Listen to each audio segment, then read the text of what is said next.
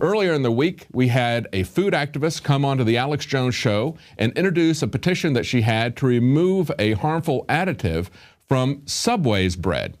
And she got a record response from it. Here's what she said today. Well, thank you so much, Alex. You know, what was so critical, I launched the petition right about noon on Tuesday, and I was on this program, I think, within the next hour or two.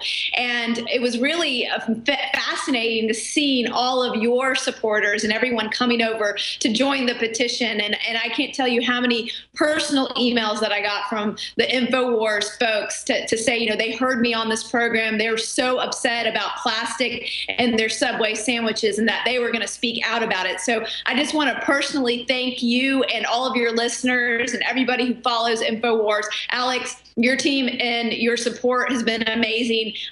It is absolutely unheard of that any company has responded this quick in history, not to mention get 50,000 signatures on a petition within 24 hours. People were very visibly upset about this once they found out that Subway wasn't using this chemical for everybody else across the globe, but only using it for us. They were really upset about this double standard, not to mention that this chemical in bread is the same stuff in yoga mat on the bottom of your shoes. It causes cancer because when it's heated, it degrades into a carcinogenic compound, that it's linked to lung problems and an asthmatic trigger. People were very upset, and there was no way for Subway to hide. Now, she pointed out she had never seen a petition grow so quickly, get so many signatures so quickly, and she'd never seen a company respond so quickly. They had not responded for quite some time until this petition began before it was launched on InfoWars. You can make a difference. You can take action if you educate yourself and others and get involved. And you need to remember that the FDA is not there to protect your food safety. They allow things in our food that they don't allow in Europe and Australia and Asia and other places. They're there to provide liability protection for these major corporations who are just putting these things in our food that are very dangerous just for cosmetic purposes, as we see this additive is.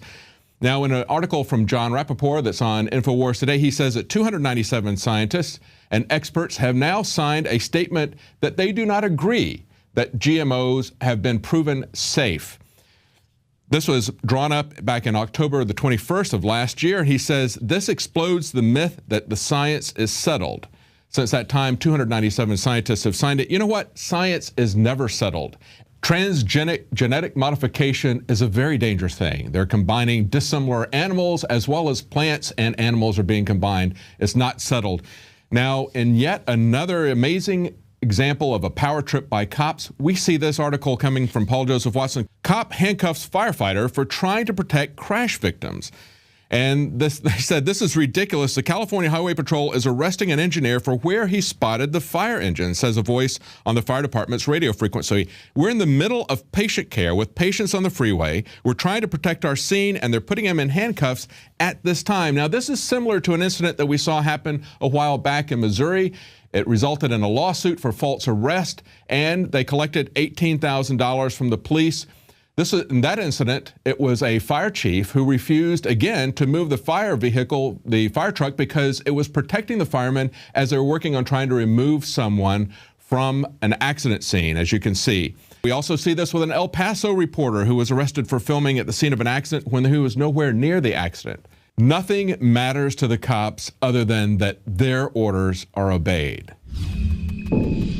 Symbols are powerful, and the globalists have hijacked the symbols of America. They've turned them into their own symbols. Well, we are restoring the idea of the true republic, not the counterfeit globalist empire, by promoting the icon George Washington and others. That's why we're rolling out an 100% made in America line of incredible pro-liberty apparel. We are repopularizing liberty.